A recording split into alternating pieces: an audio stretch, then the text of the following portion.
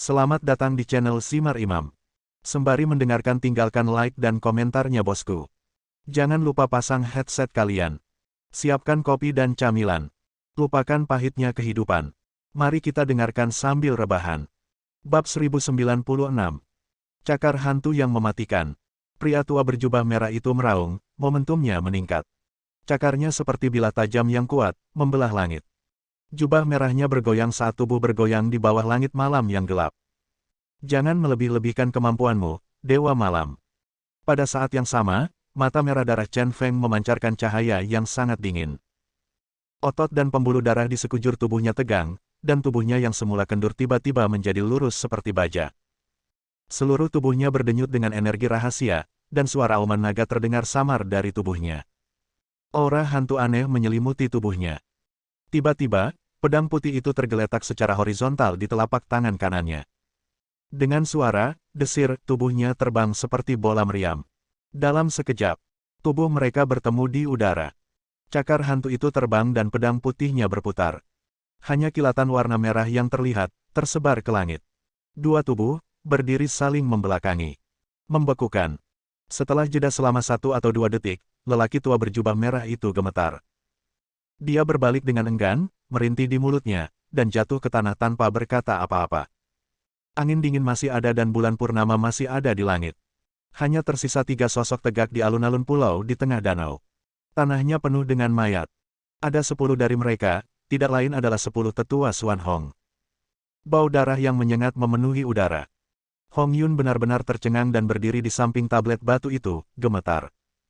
Di kejauhan, Chen Feng berdiri sendirian di tengah alun-alun, dikelilingi oleh 10 mayat lelaki tua. Tubuh Chen Feng yang naik turun, disertai nafas berat, benar-benar tampak seperti iblis yang turun ke dunia. Dia mulai menyesalinya dan menjadi semakin takut. Mengapa saya ingin memprovokasi keberadaan yang begitu menakutkan? Jieji, aku dapat melihat bahwa kamu Jiu Qiansui, kamu bukanlah orang nomor 1 dalam kekuatan tempur di Kerajaan Naga. Yang nomor 1 sebenarnya adalah Chen Feng. Tidak peduli seberapa mendominasi kamu Jiu Qiansui, kamu mungkin tidak segila Chen Feng, sebenarnya bisa membunuh 10 prajurit tingkat Grandmaster. Sayang sekali kamu benar-benar berada di ujung kekuatanmu. Selama aku membunuhmu malam ini, setelah kamu Jiu Qiansui terbunuh besok, orang dengan kekuatan tempur terbesar di Kerajaan Naga adalah aku Iblis Api Yanmo. Yanmo tersenyum bangga, meskipun Chen Feng baru saja membunuh lelaki tua berjubah merah itu dengan gerakan yang menakutkan. Namun, dia sangat yakin bahwa Chen Feng telah mencapai batasnya. Di level mereka, Anda bisa merasakan momentum lawan. Chen Feng mengandalkan sepenuhnya pada ketekunan untuk menopang tubuhnya. Oleh karena itu, Chen Feng bukan tandingannya sekarang. Selama Chen Feng terbunuh, kemenangan akhir akan tetap menjadi miliknya. Hah! Menghembuskan napas berat, Chen Feng tiba-tiba berhenti bernapas. Di sisi kepalanya, matanya yang tajam menatap Balrog. Yanmo, kamu benar. Aku benar-benar tidak tahan sekarang, jadi kamu bisa mengambil tindakan. Ayo. Dia berkata dengan nada sinis dalam suaranya. Jika dia tidak menggunakan jurus Dewa Petir dengan gegabah, dia akan merusak keseimbangan tubuhnya dan menguras kekuatannya secara berlebihan. Balrog ini sudah ditangani olehnya. Saya baru saja menggunakan jurus 8 dewa lagi, dan tubuh saya memang berlubang. Memalukan, memalukan, itu benar-benar sesuai dengan apa yang dikatakan Yanmo.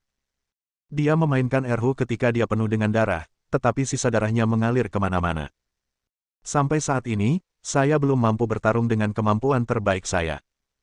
Ini sungguh membuat frustrasi. Mungkinkah pertempuran hari ini pada akhirnya akan berakhir sia-sia? Yanmo tertegun sejenak, bahkan pada titik ini, Chen Feng memberinya perasaan yang masih tidak bisa dia tebak sama sekali. Tapi kemudian, dia tertawa keras dan berkata dengan sangat percaya diri, kamu sudah ada di sini. Jika kamu membuatku takut, itu akan terlalu pengecut, jadi apapun yang terjadi, aku akan mengambil tindakan. Begitu dia selesai berbicara, dia berteriak keras, dan pembuluh darah di lengannya menyembul.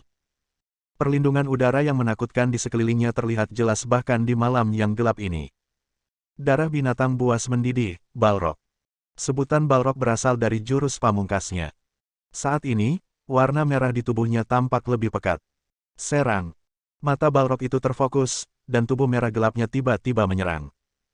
Kecepatannya sepertinya meningkat pesat secara instan. Dalam sekejap mata, ia menjadi tidak terlihat. Ketika dia hendak mendekati Chen Feng, lengannya yang kasar tampak semakin tebal.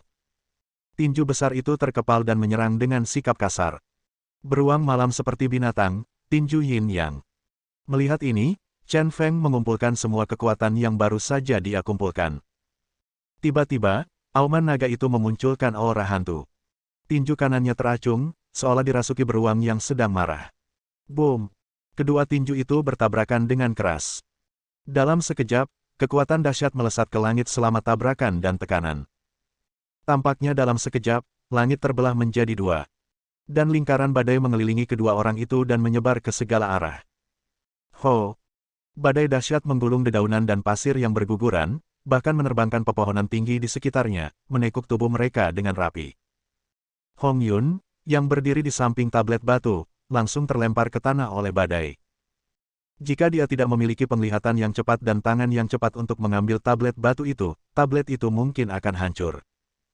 Kebuntuan tersebut berlangsung sekitar 3 atau 4 detik, namun kekuatan Chen Feng telah habis dan ia langsung berada dalam posisi yang kurang menguntungkan. Dalam sekejap, perlindungan udara Balrog yang menakutkan datang dengan sangat cepat. Chen Feng dikirim terbang langsung. Astaga! Chen Feng mengembuskan aromanya, dan merasakan penjaga Qi yang kejam itu menamparkan tubuhnya. Dia begitu bersemangat hingga seluruh tubuhnya terasa seperti ditusuk jarum. Kemudian dia terbang sejauh 3 meter, dan saat dia mendarat, dia melompat. Dia dengan paksa menahan darah yang menyesakkan di dadanya. Kamu orang kuat kecil yang tak terkalahkan. Pukulan keras seperti itu tidak bisa mengalahkan Chen Feng, dan Yan Mo benar-benar marah. Dia bergegas keluar dalam sekejap dan bergegas menuju Chen Feng lagi. Kucing malam yang mirip binatang. Melihat ini, Chen Feng membungkukkan tubuhnya seperti kucing liar dan menghindar. Kecepatannya meningkat seketika, dan dia menemui jalan buntu dengan Balrog. Kedua pria itu bertarung sengit dan tubuh mereka saling terkait. Namun, Chen Feng jelas berada dalam posisi yang kurang menguntungkan, ia berhasil menembus pertahanannya berkali-kali dan terkena 2 gerakan lagi. Setelah lebih dari 10 putaran, dia tidak tahan lagi, setelah memaksa Balrog pergi dengan pisau, dia berlari menuju danau. Kamu tidak akan pernah lari malam ini. Melihat ini, Yan Mo buru-buru mengejarnya. Chen Feng mundur menuju hutan sambil melawan Balrog. Setelah lebih dari 10 ronde pertarungan sengit, kami telah sampai di danau. Permukaan danau tenang dan ombaknya beriak. Selamat tinggal. Chen Feng melompat tinggi dan bersiap untuk melompat ke danau. Sialan, aku tidak akan membiarkanmu melarikan diri.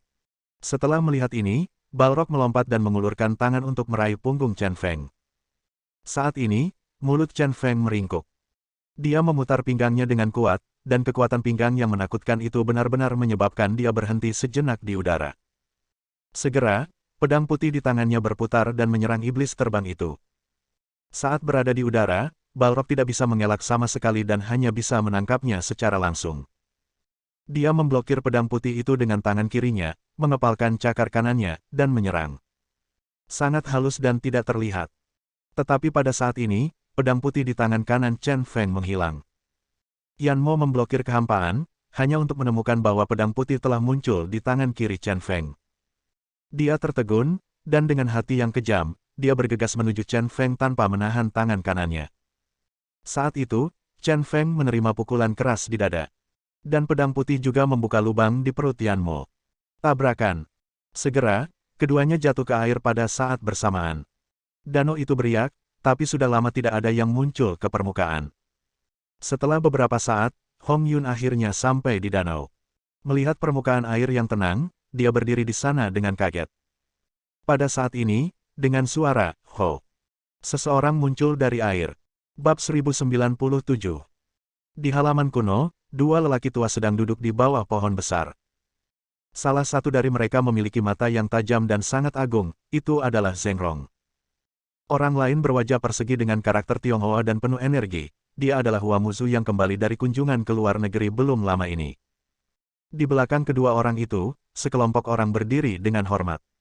Zheng Rong berkata kepada Hua Muzu, "Hua Lao, malam ini 10 tetua Xuan Hong dan Yan Mo akan mengambil tindakan. Chen Feng pasti akan mati. Besok kita akan memanfaatkan kesempatan untuk mengalahkan kekuatan Istana Jin. Mulai sekarang, kamu dan aku tidak akan memiliki saingan di Yanjing." Mendengar ini, Hua Muzu mengangguk. Suaranya sangat menarik, seperti seorang penyiar, dan dia berkata dengan fasih, jika itu benar, itu bagus sekali. Meskipun Chen Feng ini masih muda, selama dia tidak mati, dia akan membuat orang gelisah. Tuan Yan membuat kesepakatan dengan kami 3 tahun lalu. Sebenarnya, jika dipikir-pikir, Anda seharusnya tidak setuju. Tuan Yan sudah tua, dan dia adalah orang yang jujur. Dia bukan ancaman besar bagi kami. Sebaliknya, Chen gila ini, seperti ular berbisa, dia akan membalas. Lihat anak ini, dia benar-benar melarikan diri dari penjara Guantanamo. Setelah dia lari, dia melakukan hal-hal yang menggemparkan. Dalam waktu singkat di Qinzi, dia benar-benar melarikan diri dari penjara. Sepotong langit dan bumi, sekarang seluruh Qinzi adalah sepotong batu, semua didukung olehnya. Tidak hanya itu, dia juga mengambil dunia bawah tanah Tianfu. Sekarang kita telah sampai di Yanjing, dia benar-benar bermain-main di bawah hidung kita. Begitu banyak trik. Rumah Pangeran Jin, Kompleks No. 6 dan Departemen Perang, yang tadinya tidak terlalu memusuhi kita selama ini, sebenarnya berbalik melawan kita setelah orang ini datang. Singkatnya, orang ini adalah seorang cucu yang berspesialisasi dalam menyebabkan masalah di Istana Surgawi. Aku hanya berharap anak ini akan mati malam ini, kalau tidak, aku, orang tua sepertiku, tidak akan bisa tidur di malam hari. Kalau bukan karena kunjungan ke luar negeri beberapa hari yang lalu, keluargaku tidak bisa bertindak gegabah. Apa konsekuensinya bagi keluarga Hua? Melihat hasil dari keluarga Zheng, jika dipikir-pikir lagi, kunjungan ke luar negeri ini adalah waktu yang tepat. Wajah Zheng Rong muram dan dia berkata dengan acuh tak acuh, bahkan monyet matahari tidak bisa lepas dari cengkeraman tata gata. Jika Tuan Yan tidak pensiun 3 tahun lalu, bagaimana kita bisa memiliki kesempatan untuk menjadi lebih besar dan lebih kuat? Yang ini bagus sekali. Saya hanya tidak menyangka bahwa penjara Guantanamo, yang dikatakan mustahil bagi siapapun untuk melarikan diri, benar-benar mengecewakan, dan Chen Feng benar-benar melarikan diri. Tetapi dia dapat dianggap telah mencapai akhir dari kesenangannya. Malam ini ada penyergapan antara 10 tetua Xuan Hong dan Yan Mo, seharusnya sangat mudah. Dan besok, wanita-wanita bodoh dari Istana Raja Jin dan Chen Feng semuanya akan berakhir buruk. Tunggu sampai ini ditangani, dan kemudian Qinzi akan dihancurkan. Setelah merayu Li Quan dan Liu Jianyun, saya menghancurkan semua kekuatan yang dia bangun. Kebenciannya pada Chen Feng benar-benar telah melampaui batas toleransinya. Apalagi saat Zheng Nuting dipukul, dia meledak total. Dalam operasi ini, untuk berjaga-jaga, dia tanpa malu-malu meminta kepada penguasa klan kekaisaran tentang kekuatan bertarung 10 tetua Xuan Hong. 10 Grandmaster ditambah 1 luar biasa, barisan seperti ini pasti bisa menghancurkan Chen Feng. Untuk membalas dendam, dia secara pribadi akan menghancurkan semua kekuatan Chen Feng. Zheng Nuting, yang berdiri di belakang Zheng Rong, memiliki pelindung pergelangan tangan di tangan kanannya, namun masih sedikit sakit. Penghinaan pada hari itu membuatnya tetap terjaga selama berhari-hari dan mengubahnya menjadi mimpi buruk. Tapi malam ini, untuk menyergap Chen Feng, dia meminta bantuan berkali-kali, tapi dihentikan oleh kakeknya. Ini membuatnya kehilangan satu-satunya kesempatan untuk membalas dendam. Rasa malu di hatiku tidak akan pernah hilang mulai sekarang. Tuan Zheng, saya pikir Anda dan Tuan Hua tidak boleh terlalu optimis. Pada saat ini, Kaisar Tang perlahan mendekat dengan tangan di belakang punggung. Dia mengingatkan mereka berdua, Chen Feng ini, saya sudah terlalu sering berurusan dengannya. Dia adalah pria yang pandai membalikkan kesulitan untuk menciptakan keajaiban. Selama Anda tidak melihat tubuh orang ini, jangan pernah menganggap enteng. Mengucapkan kata-kata seperti itu juga benar. Karena di tangan Chen Feng, dia terlalu menderita. Mereka semua memperoleh pengalaman. Dihadapkan pada peringatan baik Kaisar Tang, Zheng Rong tampak sangat menghina. Dia berkata dengan dingin, jangan menilai kegagalanmu melawan kami. Malam ini, Chen Feng akan menghadapi Yan Mo dan 10 tetua klan kekaisaran. Bisakah Chen Feng bertahan? Hongmen akhirnya berakhir. Yang disebut aliansi Yan akan runtuh bersamaan dengan runtuhnya Hongmen. Jiu Qiansui juga akan mati, dan kemuliaan Istana Jin juga akan berakhir. Bahkan grup Junlin yang diam-diam didukung Chen Feng akan runtuh sepenuhnya besok. Begitu Zheng Rong selesai berbicara, orang-orang yang berdiri di belakangnya siap untuk bergerak. Putra Zheng Rong, Zheng Chaolin, dengan ekspresi galak di wajahnya, memimpin 10 pembunuh teratas keluarga Zheng. Sangat disayangkan Tian Zihao dan Di Zihao dibunuh oleh Chen Feng, dan kini hanya tersisa 8 orang. Hua Qianfang, putra ketiga dari prefektur Huamu, meski wajahnya anggun, sebenarnya adalah karakter yang kejam, memimpin 6 penjaga keluarga Hua. Di sebelahnya ada seorang pria misterius bertopi dan bertopeng, yang tetap diam. Di sebelah pria misterius itu adalah Dong Fangli memegang kipas angin. Segera setelah itu, ada 4 pria dengan wajah sangat muram, masing-masing dengan aura misterius. Hanya dengan pergi ke sana, mereka memiliki aura yang membuat orang menjauh. Keempat orang ini tidak lain adalah 4 kejahatan dari kolam darah. Di antara mereka, Tianxia, sang pemimpin, berkata kepada Zheng Rong, "Tuan Zheng, meskipun kami berempat adalah orang jahat yang tidak segan-segan membunuh orang, kami masih memiliki integritas. Jika Jiu Qiansui masih hidup, keempatnya dari kita tidak akan pernah mengambil tindakan." Setelah bertahun-tahun, darah mengalir. Tianxia masih sangat keras kepala, yang membuat Zheng Rong sangat tidak bahagia. Namun meskipun dia tidak bahagia, dia hanya bisa menahan emosinya dan berkata, "Jangan khawatir, aku akan membiarkan Jiu Qiansui mati di depanmu besok.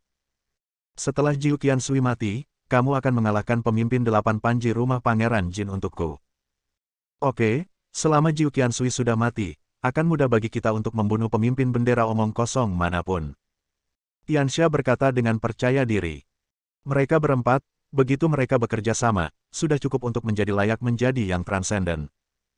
Membunuh pemilik bendera yang tidak berguna itu sama sekali tidak mungkin dilakukan. Semuanya telah dipersiapkan, dan barisan ini cukup untuk menghancurkan segalanya. Saat ini, seorang wanita masuk dengan ekspresi bingung. Semua orang mendongak dan melihat bahwa wanita ini adalah Hong Yun. Hanya Hong Yun yang kembali, dan Yan Mo serta Si Lao tidak terlihat, yang membuat Zheng Rong merasa sedikit gugup. Dia segera berdiri dan bertanya kepada Hong Yun, "Hong Yun, di mana Balrog? Apa hasil pertempuran itu?" Di bawah tatapan cemas semua orang, Hong Yun perlahan mengangkat kepalanya. Masih ada ketakutan di matanya, dan dia terus menggelengkan kepalanya dan berkata, "Itu terlalu menakutkan. Chen Feng sangat menakutkan. Dia membunuh 10 orang tua sendirian, dia seperti iblis." "Apa?" Zheng Rong sangat terkejut. 10 tetua semuanya ahli dalam pertempuran. Bagaimana mereka bisa dibunuh oleh Chen Feng sendirian? Jika 10 tetua mati dalam pertempuran, bagaimana dia harus menjelaskannya kepada penguasa klan kekaisaran? Tiba-tiba hatinya panik. Semua orang yang hadir juga memiliki ekspresi tidak percaya. Hong Yun menyesuaikan emosinya sebelum melanjutkan, Chen Feng bertarung melawan Yan Mo dan 10 tetua. Kemudian membunuh 10 tetua sendirian, tapi dia sendiri terluka parah dan dibunuh oleh Yan Mo di danau. Bab 1098. Bagaimana dengan Yan Mo? Zheng Rong bertanya dengan cemas. Hong Yun menggelengkan kepalanya dengan bingung dan berkata, "Yan Mo naik ke pantai dan terluka parah. Dia sangat lemah. Dia tidak mengizinkan saya untuk mengikutinya. Dia hanya mengatakan bahwa dia akan merawat lukanya lalu pergi." "Pergi?" Zheng Rong sangat terkejut. Dia berkata dengan bingung, karena dia terluka parah, dia harus pergi ke rumah sakit untuk perawatan. Mengapa dia berlarian? Juga, Chen Feng sudah mati, di mana mayatnya? Sekarang setelah semuanya terjadi, aku selalu merasa sedikit tidak nyaman. Hong Yun sepertinya belum pulih dari keterkejutannya. Matanya tumpul dan dia berkata dengan datar, "Saya tidak tahu kemana Balrog pergi. Saya melihat tubuh Chen Feng tenggelam ke dasar danau dan menghilang." Kata-kata Hong Yun langsung menyebabkan seluruh halaman meledak. 10 orang tua tewas dalam pertempuran, Balrog tidak ditemukan, dan tubuh Chen Feng tidak ditemukan. Hasil seperti itu membuat Zheng Rong dan Hua Muzu bergidik. Hua Muzu mendatangi Hong Yun dan menegaskan lagi, "Apakah kamu melihat Chen Feng mati dengan matamu sendiri?" "Ya. Ngomong-ngomong, ini dia." Hong Yun mengangguk dan mengambil sesuatu yang terbungkus kertas dengan tangan kirinya. Saat dia membukanya, ternyata itu adalah pedang putih Chen Feng. "Apakah ini pedang Chen Feng?" Hua Muzu terkejut. Bila putih itu penuh darah. Mendengar ini, Zheng Nuting langsung meremasnya dan mengambil pedang putih dari tangan Hong Yun dengan tangan kirinya. Begitu dia menggenggam pedang putih itu, aura haus darah yang sangat dingin tiba-tiba membuat sudut mulutnya melengkung. Dia mengangguk dan berkata, "Ya, ini adalah pedang putih, senjata Chen Feng yang tidak pernah meninggalkan tubuhnya. Karena Chen Feng sudah mati dan tenggelam di danau, bagaimana kamu mendapatkan pedang putih itu?" Zheng Rong menatap dengan tajam mata Hong Yun bertanya dengan nada dingin. Hong Yun berkata, "Pedang putih itu diberikan kepadaku oleh Yan Mo. Setelah dia membunuh Chen Feng di dalam air, dia kelelahan dan tidak bisa berenang, jadi dia tidak menyeret Chen Feng ke darat. Namun, dia menemukan senjata Chen Feng dan memintaku untuk membawanya kembali sebagai saksi kematian Chen Feng. Kata-kata seperti itu membuat kedua rubah tua Zheng Rong dan Hua Muzu sedikit tercengang dan tidak bisa dipercaya. Zheng Rong mendengus dingin dan berkata, entah Anda melihat tubuh Chen Feng atau Anda melihat Yan Mo sendiri, jika tidak, pasti ada sesuatu yang mencurigakan tentang masalah ini. Hong Yun tiba-tiba menjadi cemas dan hampir menangis menjelaskan, Tuan Zheng, saya pasti tidak berani berbohong di depanmu. Aku melihat Chen Feng dibunuh oleh Yan Mo dengan mataku sendiri. Adapun mengapa Yan Mo pergi, aku tidak tahu. Aku tahu mengapa Yan Mo pergi. Mendengar ini saat ini, Dong Fangli tiba-tiba berbicara. Mata semua orang langsung tertuju pada Dong Fangli yang sedang memegang kipas panjang. Dong Fangli berkata dengan pasti, sejak saya bekerja dengan Yan Mo, saya menemukan bahwa orang ini sangat berhati-hati dan menghargai bulunya. Kekuatannya telah mencapai tingkat yang luar biasa, tetapi dia masih terlihat berhati-hati. Takut pada Jiu Qian, Sui, memilih untuk berhibernasi di Hongmen adalah contoh terbaik. Alasan mengapa dia pergi adalah karena tubuhnya berada pada kondisi terlemah sekarang. Kali ini juga merupakan saat di mana dia paling berbahaya. Dia tidak percaya pada siapapun, jadi pilihlah untuk menyembunyikan diri untuk menyembuhkan dan melewati masa kelemahan ini. Kata-kata Dong Fangli membuat semua orang tiba-tiba sadar. Bahkan Hua Muzu berkata, jika Anda mengatakannya seperti ini, itu masuk akal, tetapi balrog ini terlalu tidak berguna. Mengapa Anda tidak menelepon? Beraninya kami memastikan bahwa Chen Feng sudah mati hanya dengan pisau kosong. Zheng Nuting, memegang pedang putih di tangannya, tampak bersemangat, tetapi berkata, saya mengerti Chen Feng, pedang putih itu tidak akan pernah meninggalkan saya, kecuali dia mati. Setelah mendengarkan kata-kata cucunya, pada saat ini, bahkan Zheng Rong juga agak yakin. Setelah berpikir sejenak, dia masih merasa tidak nyaman dan berkata kepada Zheng Chaolin, Chaolin, segera bawa orang ke taman hutan Maple. Pertama, kumpulkan mayat 10 lelaki tua itu, dan kedua, kirim orang untuk menyelamatkan tubuh Chen Feng dari air. Bahkan di malam hari, mengambil mayat dari air sangat sulit, jadi Anda harus mencobanya. Ya, ayah, aku segera pergi. Zheng Chaolin buru-buru meninggalkan halaman bersama 4 dari 10 pembunuh teratas. Hua Muzu berkata kepada Zheng Rong, Tuan Zheng, apa pendapat Anda tentang ini? Yan Mo terluka parah dan masih harus pergi ke rumah sakit untuk perawatan, dan kemungkinan besar dia akan memilih beberapa rumah sakit swasta.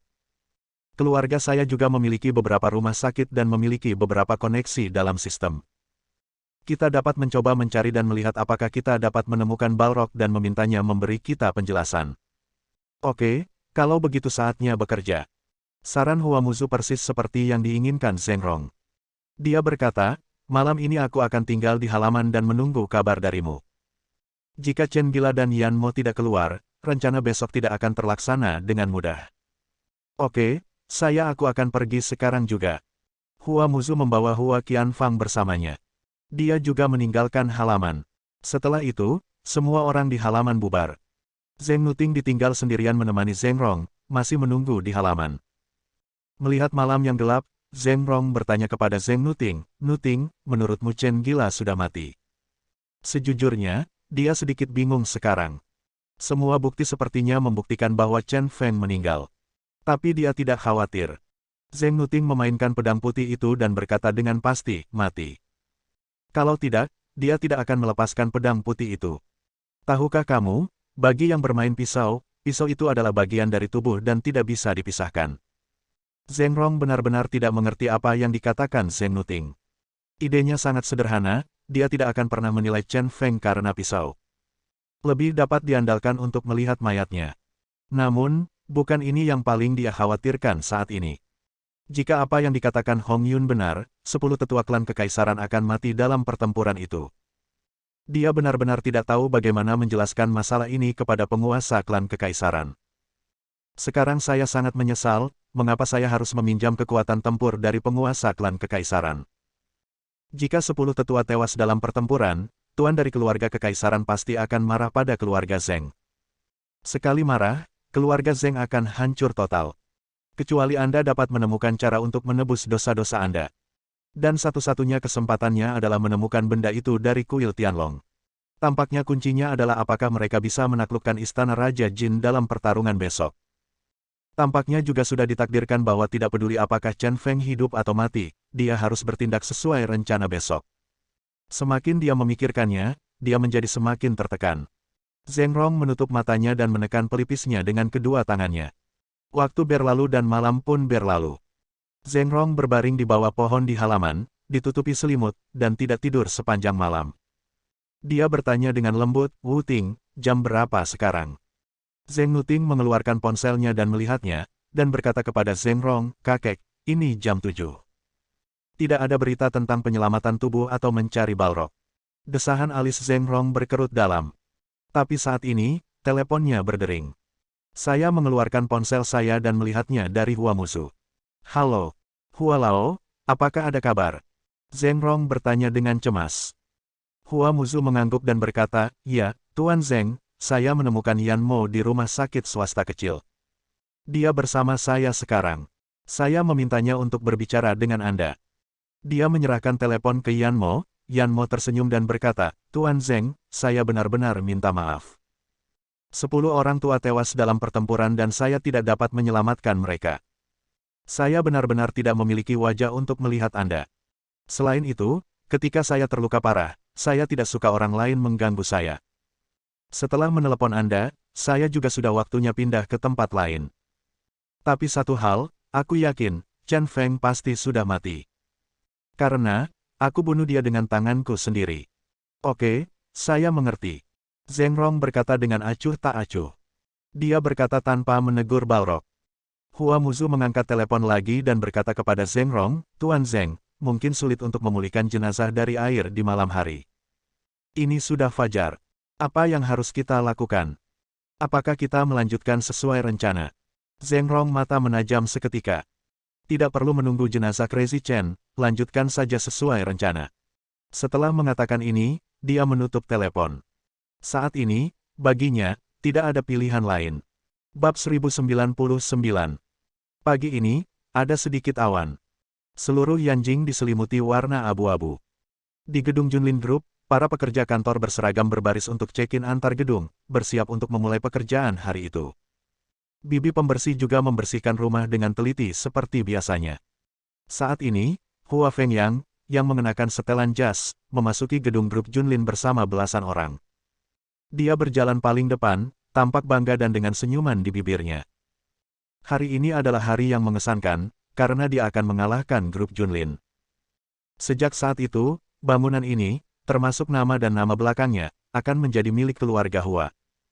Di bawah tatapan terkejut semua orang, dia memimpin semua orang dari grup Wan Hua ke dalam lift. Setelah beberapa saat, kami sampai di ruang konferensi di lantai 16. Di ruang konferensi, deretan orang sudah duduk di belakang meja konferensi yang panjang. Pemimpin di tengah tidak lain adalah Ning Xue. Ning Xue mengenakan kemeja putih dan jaket kulit merah, memberinya penampilan yang sangat mumpuni.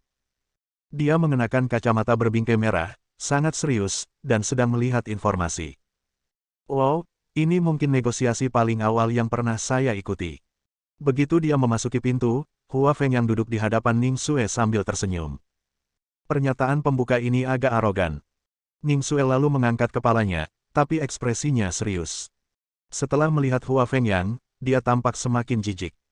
Dia berkata kepada Hua Fengyang, "Ini adalah hari terakhir, jadi setiap menit dan setiap detik sangat penting bagi saya. Saya pikir Anda sengaja menunda waktu, tetapi tampaknya saya salah tentang ini.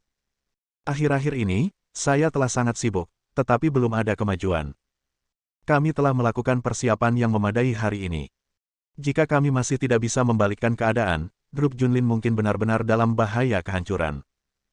Apapun yang terjadi, kita harus berjuang keras hari ini."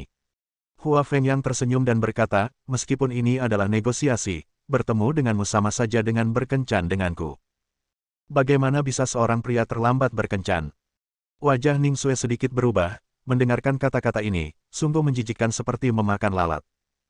Dia berkata dengan nada acuh tak acuh, "Jika kamu terus berbicara omong kosong, tidak perlu bicara, keluar saja." Meski inisiatif ada di tangan pihak lain, dia tetap begitu mendominasi. "Aku hanya menyukai energi dominanmu." Hua Fengyang tersenyum, mengambil informasi dari tangan orang di sebelahnya, dan berkata kepada Ning Xue, "Karena kamu ingin memulai dengan cepat, ayo mulai." Ning Xue tidak berbicara omong kosong, hanya mulai bernegosiasi. Perundingan seperti ini sebenarnya sudah berlangsung berkali-kali. Namun karena kedua belah pihak tidak mau menyerah dan berkompromi, maka tidak terjadi kesepakatan.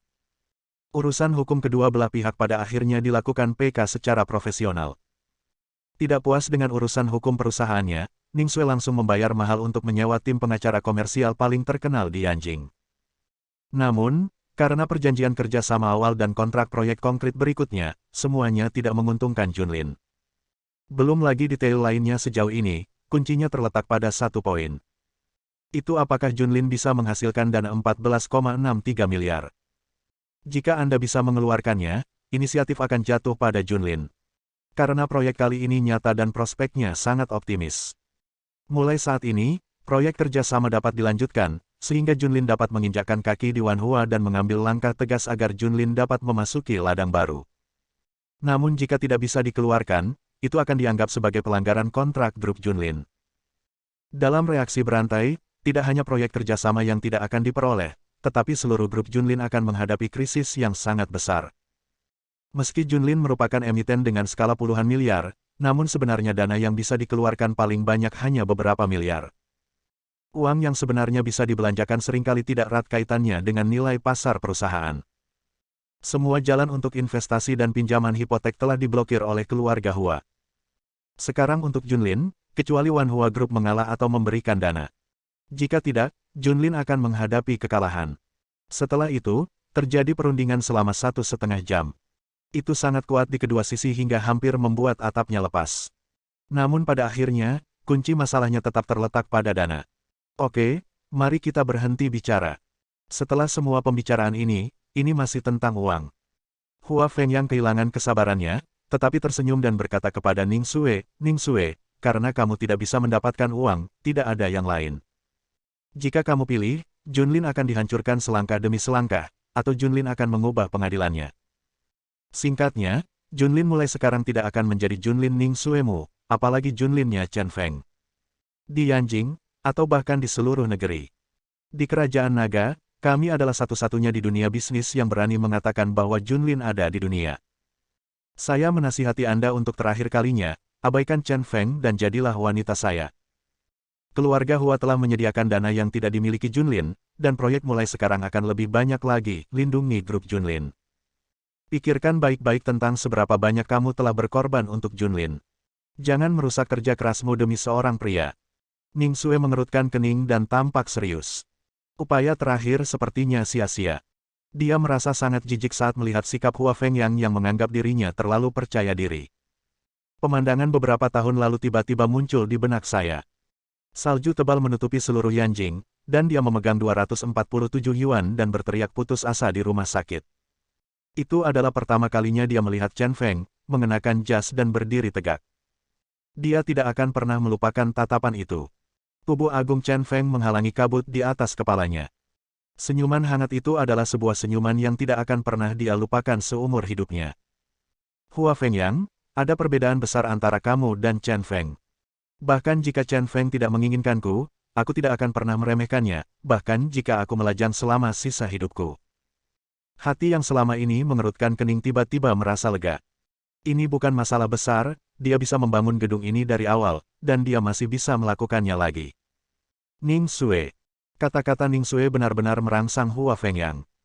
Dia menepuk meja dan langsung berdiri, "Baiklah, aku akan membiarkan Junlin dihancurkan sepenuhnya dan lihat apakah kamu patah hati atau tidak." Ngomong-ngomong, kudengar hari ini di forum umum Hongmen, Chen Feng dan keluarga Zheng akan menyambut pertarungan terakhir. Kita sudah selesai membicarakan urusan kita. Jika Anda tertarik, saya bisa membawa Anda ke forum umum Hongmen. Mari kita lihat bagaimana Chen Feng dikalahkan. Mungkin, kita bisa menyusulnya untuk mengambil tubuhnya. Setelah mendengar ini, Ning Xue tiba-tiba menjadi cemas. Dia berteriak pada Hua Fengyang, "Tidak mungkin. Orang gila tidak akan dikalahkan oleh siapapun." Hua Fengyang mendengus acuh tak acuh dan berkata, "Sejujurnya, saya mendengar bahwa Chen Feng meninggal tadi malam. Berada di danau di Taman Maplewood, tetapi tubuhnya belum ditemukan. Dan pasukan Chen Feng, termasuk wanitanya dan rumah Pangeran Jin, semuanya telah jatuh ke dalam perangkap keluarga Zheng, dan semuanya akan dihancurkan hari ini." Alis Ningsue berkerut lebih dalam, dan dia berdiri. Dia berkata dengan penuh keyakinan, baiklah, saya akan pergi ke forum umum Hongmen bersama Anda dan membiarkan Anda melihat dengan baik seperti apa pria sejati itu. Bab 1100. Apakah belum ada berita tentang Chen Feng? Jin Yu mondar-mandir di aula suanya. Tiba-tiba dia berhenti dan bertanya pada Jiu Qiansui siapa yang masuk. Sejak dia mengetahui bahwa Chen Feng disergap oleh Yan Mo tadi malam, dia khawatir. Jiu Qiansui tampak serius dan menggelengkan kepalanya. Dia telah keluar untuk menanyakan lebih dari selusin kali, tetapi sejauh ini, masih belum ada kabar tentang Chen Feng. Ama, sesuatu akan benar-benar terjadi pada orang gila itu, kan? Jin Yinyu tampak sedih, jantungnya berdebar kencang sepanjang waktu. Sejak tengah malam tadi, ia dan ayahnya sudah gelisah menunggu kabar di balai suanya. Semakin lama waktu berlalu, dia menjadi semakin cemas. Yin Yue, jangan khawatir, Chen Feng pasti orang yang beruntung. Dia menghibur putrinya, tapi Jin Yu sendiri masih bingung. Apa yang terjadi dengan Chen gila? Jika dia belum mati, mengapa dia tidak meneleponnya? Yang mulia, kami telah mengetahui beritanya. Pada saat ini, Li Yacheng bergegas masuk. Katakan dengan cepat. Jin Yu buru-buru maju. Jin Yinyu dan Jiu Qiansui juga berkumpul. Li Yacheng kemudian berkata, saya menyuap salah satu anak buah Zheng Chaolin. Menurutnya, Zheng Chaolin dan anak buahnya telah menyelamatkan mayat dari danau di Taman Maplewood tadi malam. Itu adalah Chen Feng. Mendengar ini, ekspresi Jin Yu dan yang lainnya berubah drastis. Jin Yinyu, khususnya, sedang linglung, menggelengkan kepalanya dengan putus asa dan berkata, tidak mungkin, orang gila tidak akan pernah mati. Yacheng, apakah kamu punya informasi pasti? Jiu Qiansui bertanya dengan tajam. Li Yacheng mengatakan itu mungkin, tapi dia tidak yakin itu adalah Chen Feng. Dengan kata lain, kita bahkan tidak tahu apakah Chen Feng sudah mati atau belum. Li Yacheng tampak malu dan menjelaskan, di keluarga Zheng, beritanya sangat diblokir sekarang. Semuanya dikabarkan secara pribadi. Tidak ada yang berani memastikan siapa mayat yang diselamatkan. Tapi satu hal bisa dikonfirmasi. Di Fenglin, tidak kurang dari 10 mayat di alun-alun pulau di tengah taman.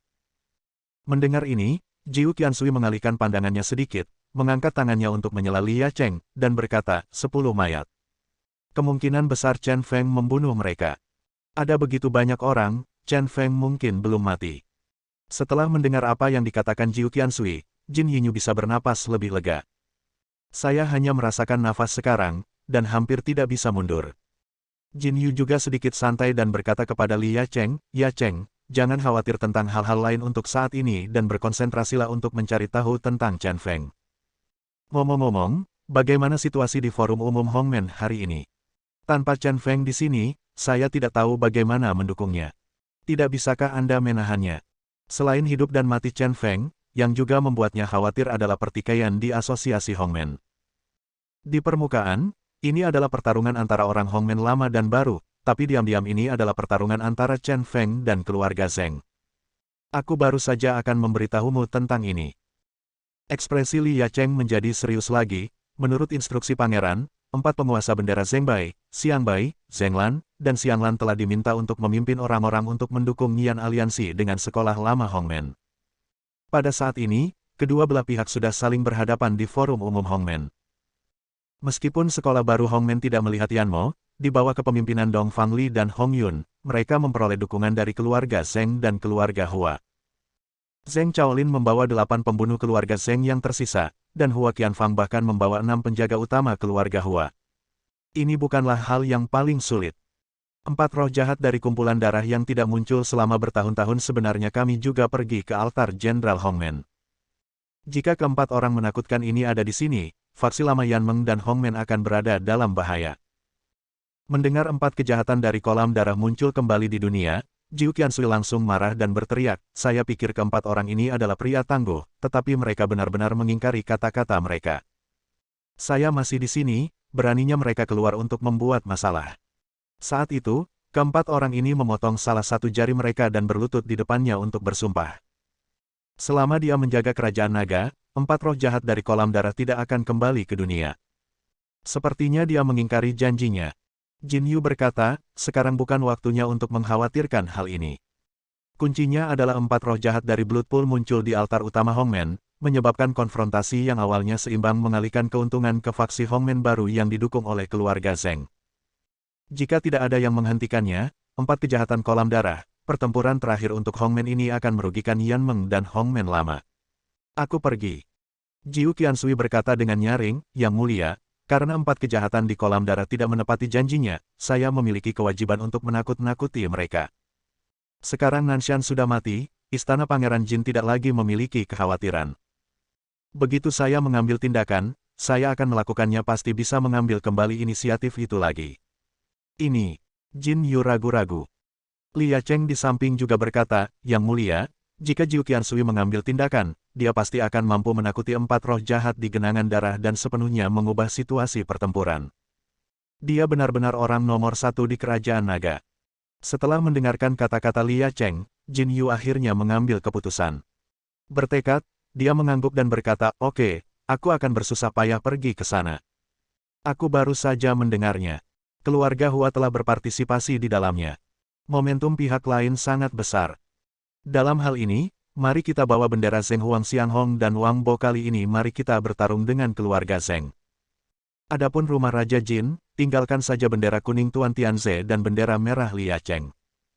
Sekarang keluarga Zheng dan keluarga Hua hampir semua pasukan berkumpul di altar Jenderal Hongmen. Saat ini, istana Pangeran Jin tidak perlu khawatir. Ya, aku akan segera pergi. Kekuatan naga Jiu Qiansui itu muncul kembali dan dia melangkah keluar.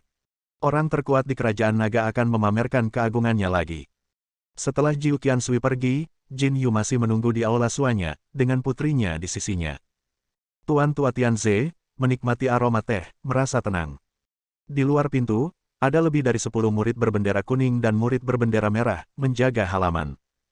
Saat ini, Li Yacheng kembali dan memasuki aula suanya. Jin Yu buru-buru berdiri dan bertanya, Yacheng, apakah ada berita tentang Chen Feng? Li Yacheng menggelengkan kepalanya dan berkata, Yang Mulia, Jiu Qiansui hanya pergi selama setengah jam. Saya hanya keluar sebentar, dan belum ada berita baru. Jin Yu mengangguk dan duduk dengan sedikit kecewa. Tianze, yang sedang menyeruput teh, berkata, Yang Mulia, orang yang beruntung memiliki takdirnya sendiri. Saya tahu sedikit tentang wajah. Chen Feng bukanlah orang yang berumur pendek. Terima kasih, Tuan Tian, untuk kenyamananmu. Jin Yu berkata dengan acuh tak acuh, tidak tahu sama sekali tentang wajah peramal. Li Yacheng tersenyum dan berkata, saya tidak tahu, apakah Tuan Tian sudah meramal nasibnya sendiri. Tianze mengangguk dan berkata, saya telah bekerja keras sepanjang hidup saya. Saya harap saya dapat menikmati masa tua saya. Mengapa saya tidak menunjukkan wajah Tuan Tian? Li Yacheng berjalan menuju Tianze. Tianze segera menjadi tertarik, meletakkan cangkir tehnya dan berkata, kamu juga bisa membaca wajah. Kamu tahu sedikit tentang itu. Li Yacheng mengangguk dan berkata, berdasarkan kemampuan wajahku, wajah Tuan Tian menjadi hitam hari ini, yang mungkin menjadi bencana. Tianze, yang selalu baik, sedikit mengubah wajahnya. Mendongak, dia tiba-tiba melihat ekspresi garang di wajah lembut Li Yacheng. Saat dia terkejut, dia melihat tangan kiri Li Yacheng mengeluarkan pisau dari pinggangnya. Langsung menggaruk leher Tazawa. Sudah kubilang kamu dalam masalah, tapi kamu masih tidak percaya. Li Yacheng terkekeh dan menatap Tianze tanpa daya, meronta dan terbaring di atas meja, sekarat. Dia perlahan berbalik dan menatap Jin Yu, tidak lagi lembut. Kemarahan di tubuhnya sangat hebat. Li Yacheng, apakah kamu gila? Tindakan Li Yacheng mengejutkan Jin Yu. Dia melindungi putrinya dan bertanya pada Li Yacheng. Saya jelas tidak gila. Li Yacheng terkekeh dan berkata, Yang Mulia, dan Putri Yue, silakan ikut dengan saya. Dengan kalian berdua, situasi di istana Pangeran Jin akan berubah. Bersambung. Nantikan bab selanjutnya bosku.